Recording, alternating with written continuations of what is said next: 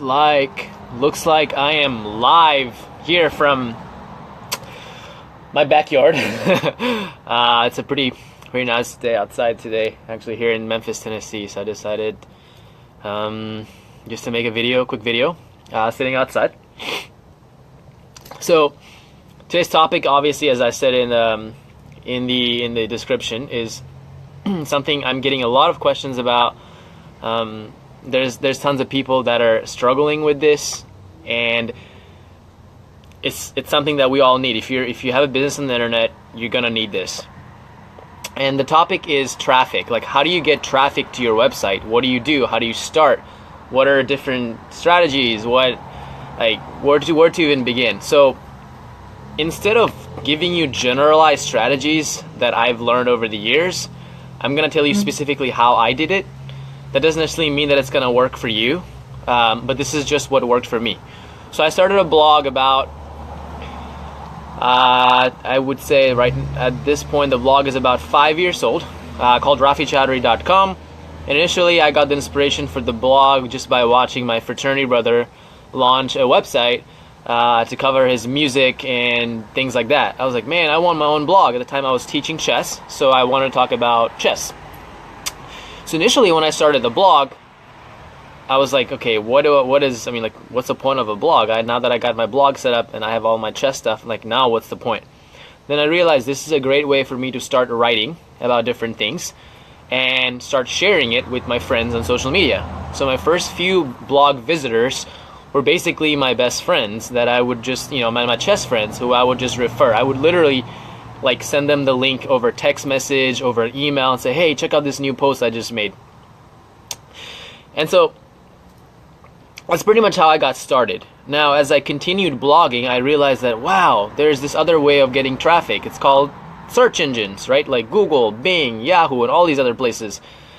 And so as I started learning about search engines and stuff like that, I realized that, okay, a blog is basically like your brick and mortar store, right? There's plenty of ways to get traffic to a blog. There's search engines, there's social media. You can run an ad on the Super Bowl, you can get traffic to your blog.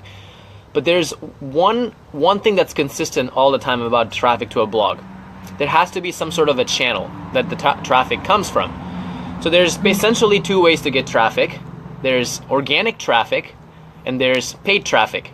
So let's talk a little bit about paid traffic. This one is very self-explanatory.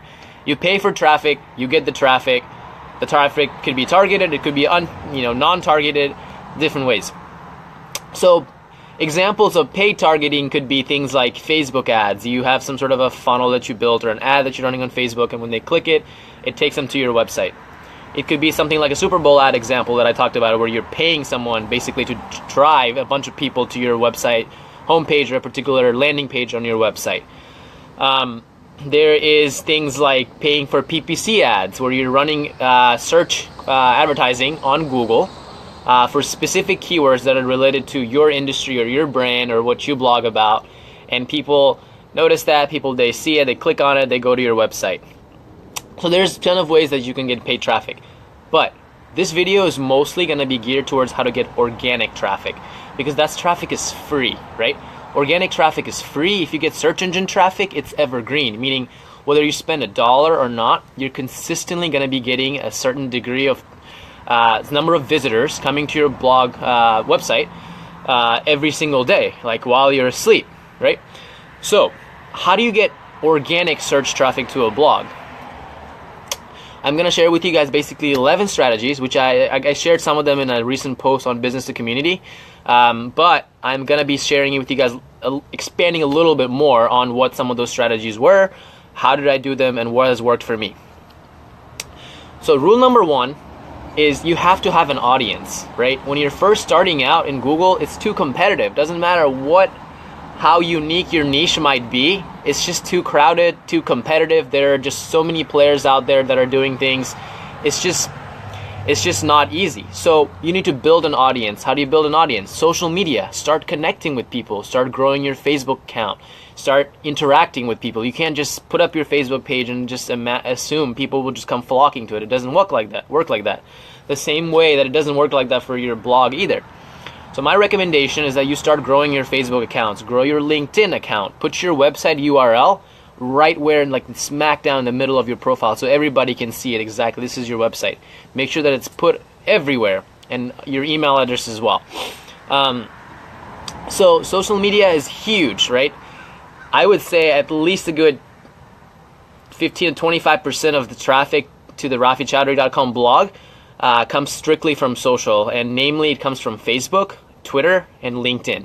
So if you're going to focus on any channels today, again, it varies from business to business. For the most part, if you have a really good presence on Facebook, LinkedIn, and Twitter, you're guaranteed to pretty much get a decent volume of traffic back to your website, as long as you're sharing content from your website. So that's the first step. Second step is, you can't just grow a social media presence and not have anything to say. You have to create a voice, right? People are following your brand, your personal brand. It could be your company brand. But regardless of what it is, you have to create what we call content. So what is content? It's basically whatever your audience wants to hear. Whether it could be written format, it could be videos, it could be a infographic, it could be anything. But the main thing is that your content needs to be really, really, really, really, really, really, really good today. Especially today, because it's very, very saturated. The market is extremely saturated. There's plenty of people that are creating content. There's plenty of people that are competing. And yes, Roger, I just mentioned that not just content, but you got to create value, right? So creating value, again, comes from just surveying your audience. Like, you have to ask them, like, what do you want to hear about? And you guys will notice, like, most of my blog topics actually come from things that people tell me to write about. Like, I basically post a status and I say, hey, what do you guys want to hear about? I'm about to publish another blog post. Whatever your audience wants to hear, the people that are actually going to potentially become your customer, you need to you need to create content and create value for those people so good that they can read your blog post, they can immediately go, step out of the computer, and they can implement that right away to their business, to their personal life, whatever the situation might be. Don't just think of content like for the sake of Google or something like that. Just write content or create video, whatever it is, to actually help people. If you're constantly helping people out, chances are you'll eventually, over time, become an authority in that space, and people will start to follow you. Just because you've helped so many people so many times, it's just a matter of time before you become an authority in that space, right? So when you get to that point, you have loyal followers. You have basically brand evangelists that are essentially following you around, like, wherever you go, because you're constantly a mentor to these people. That's what you really want. You don't just want to get a bunch of eyeballs from a lot of random people. You want people that are consistently following you on this blog. So creating content, let's talk a little bit about, like, what does that entail when it comes to a blog post. Google specifically says that they're going to rank blog posts that are at least 2,000 words. If you're not 2,000 words, you're not going to be ranking anywhere near the top of the search engines.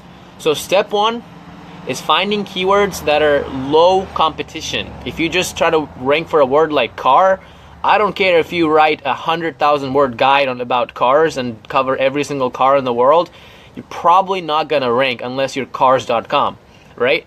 So my recommendation is, if you're a smaller site, if you're starting new, especially if you're not a big, high domain authority, high traffic, like a high authoritative site, that you focus mostly on keywords that are low in competition. There are plenty of tools out there. There's people on Fiverr that'll do it for you for $5. You can get a software like SpyFu or SEMrush, and you can figure out how hard or how easy it is for you to rank for a particular keyword. Start with that.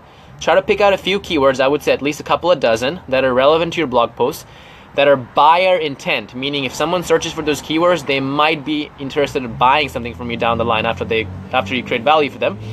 And target those keywords and write really good in-depth content around those keywords. And when I say really good in-depth content, I mean, like, literally break it down for them step by step. How-to articles, how to do this, how to do that, how I did this, how you can do the same thing. The definitive guide to something.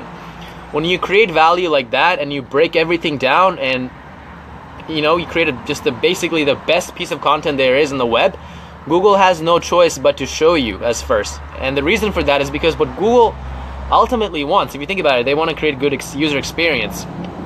So they don't want people to, see a blog post on somewhere on page 1, click it, and click back out of it without, you know, getting all of their questions answered. So if you can just take all the questions that could possibly come up, answer them all in that one blog post, they're gonna, you know, your audience is gonna stay on that post, read the entire thing, will not need to click on the second result and the third one or the fourth one.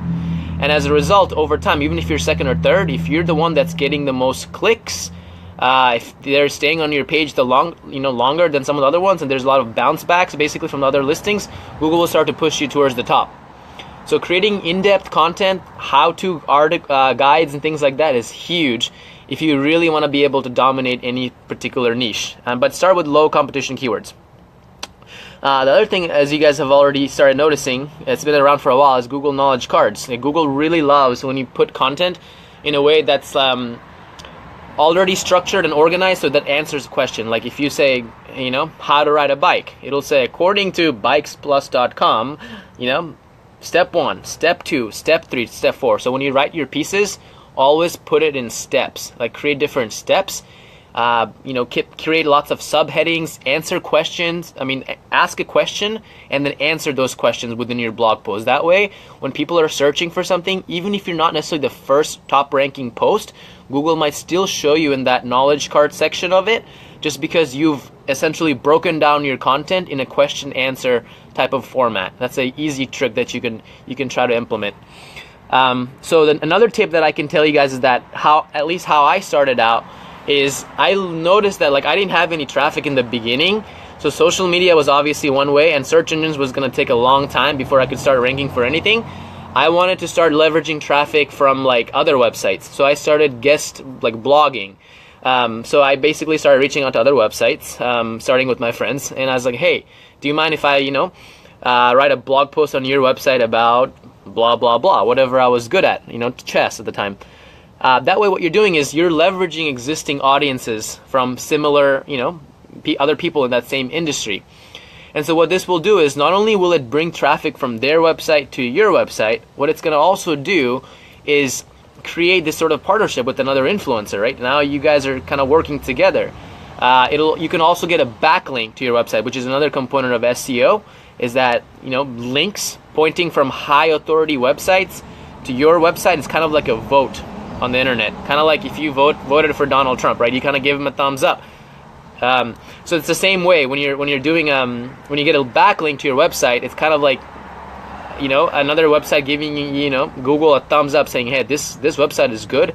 It's got good metrics and things like that.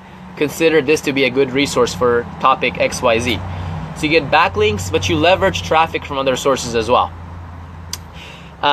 Another trick, it's not really a trick, honestly. It's a very, it should be a strategy that should be implemented more, and people don't do it, is syndication of your content. I've seen so many people create amazing blog posts and guides and things like that, but they don't ever share it. They don't share it anywhere. They don't pass it along. They don't email it out to their audience. They don't syndicate that content on other websites and things like that. You'll notice that a lot of the posts that I published from my website, I also syndicate them to other publications like Huffington Post or Business to Community or Startup Grind or all these other places as well, or vice versa. I might publish there first, then publish it in my blog.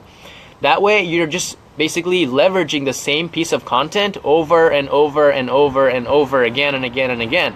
That way, you don't have to keep creating like new 5,000 word blog posts every day. You can just take the same one and just get it to in front of the largest possible audience that you can. So think about like how can you share your content instead of just creating it and then creating another piece the next day. Just try to share, pass it around, just reuse it, recycle it as much as you can. Another thing that I would suggest that you can do is I've noticed a lot of I personally don't do this, but a lot of websites have successfully done this, is that they will update the content. So if you've written something a long time ago, you could say, like let's just say you wrote a guide for how to change your oil in your car. Okay, maybe that has changed since then. Maybe like car models have changed or whatever, right? You can just change out the year, how to do this in 2018. Take the same blog post, make some updates to it, and then send it back out to your audience again. New blog post now all of a sudden, right? You just make some changes. And also it's good for Google too, because Google sees it as kind of like updated content. So they're going to give it a little bit of a boost. Some other strategies that have obviously worked for me is just having your blog, like website, posted in as many directories and other places in the web as possible, and just, you know, creating programs and things like that that allow your website to basically get passed around in different communities. So one of the ways you could try to do that is by having allowing guest contributors on your own blog. So when you do that, you know, it's kind of like the CEO of St. Jude, I think, once said this, that you know, I would rather get a donation of, you know, $1 from 1 million people than getting a donation of $1 million from one person, because that way you have 1 million people working with you, right? So try to get as many people involved around your blog as possible by making them guest contributors, by having them submit, you know, give you content, by having them share on their social media. Whatever you can do, if you can have them build their business, you know, so to speak, around yours by allowing them to blog on your website, you're basically making more partnerships, and you're basically letting them do a lot of the marketing. When they go out there, they wrote a post, what are they going to do? They're going to share with their friends, right? Hey, I just, you know, wrote this piece, check it out. They send their traffic back to your blog as well. Another thing that you can do is you can interview people on your blog, especially people that have large followings. Try to get them to, you know, come on your blog, write something nice about them, and then when you've written that post and mentioned them, email it out to them and saying, hey, John Smith, I think you do an amazing work in this field. You're an expert, therefore I mentioned you. So here you go. So an example that I recently did this too, like I wrote that, you know, a piece on like basically traffic strategies, and I knew that there were big players in the space that I wanted to go after. So I targeted, let's just say, Aweber, for example. I specifically mentioned them, and then I emailed this content out to them and said, hey guys, I really appreciate all the work you do. I love using Aweber. Here is, you know, I mentioned you guys in this post. So what they are going to do is they're going to take that piece of content and they're going to share it. Why? Because they got featured in it, right? They're obviously naturally going to want to share that piece. So that's another way that you can really leverage influencers to build traffic to your blog post. I'm not sure if that was 11 or not, if I missed some, but I feel like this video is running kind of long. That's all I'm going to share with you guys for today. But at the end of the day, if you were to, you know, narrow it down to the most important component, is picking low competition keywords, okay, if you're doing the blogging part of it, and trying to create content that thoroughly covers that particular topic that you're writing about, completely from A to Z. You write everything. Much better off posting one blog post per month that's like 2,000 to 3,000, 5,000 words long than posting like a 500 word blog post like every other day. You're much better off doing it once a month, making it 5,000. The other thing I would say is that don't just think about blogging, okay? Think about it like search engines rank anything. Think about videos. Not a lot of people, especially marketers, we tend to like be camera shy for whatever reason. I'm not sure why. We don't like to be on camera. I'm obviously not like that. I'm always on camera. But like they don't want to get on video. They don't want to create videos. So take advantage of the fact that they're not doing anything, right? YouTube is the second largest search engine. I think it gets more traffic than Facebook now or something. So use YouTube to rank all over the place, right? Start blogging, like start creating video content. Embed those into your blog post. It makes it a lot easier to understand the blog post. And start ranking for keywords using videos. Google will show videos for lots of different results as well if they're appropriate. So try to target low competition, video intent type of keywords. Keywords that Google would show a video for. That's pretty much all I'm gonna share with you guys. I see a bunch of comments after I get off the call, the video. I will try to answer as many of them as I can. Thank you guys for watching. And for those of you guys who asked me where am I sitting, I'm sitting in my backyard, literally. There's like my basketball hoop laying over there. It's a pretty small backyard, but it's nice. All right, thank you guys.